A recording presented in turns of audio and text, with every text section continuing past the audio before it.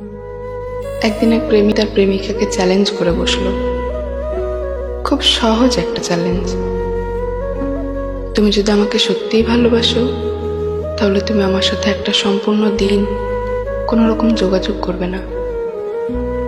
যদি তুমি টানা 24 ঘন্টা যোগাযোগ না করে থাকতে পারো, তাহলে আমি তোমাকে আজীবন ভালোবাসবো।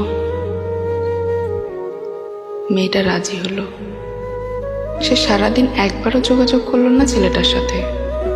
কোনো ফোন কল বা কোনো SMS কিছুই করলো না। পরদিন মেয়েটা দৌড়ে গেল ছেলেটার বাড়িতে। মেয়েটা জানতো না যে ছেলেটার ক্যান্সার ছিল, আর তার আয়ু ছিল মাত্র 24 ঘন্টা। মেয়েটার চোখ দিয়ে অঝোর ধারে অশ্রুজল পড়ল যখন সে দেখতে পেল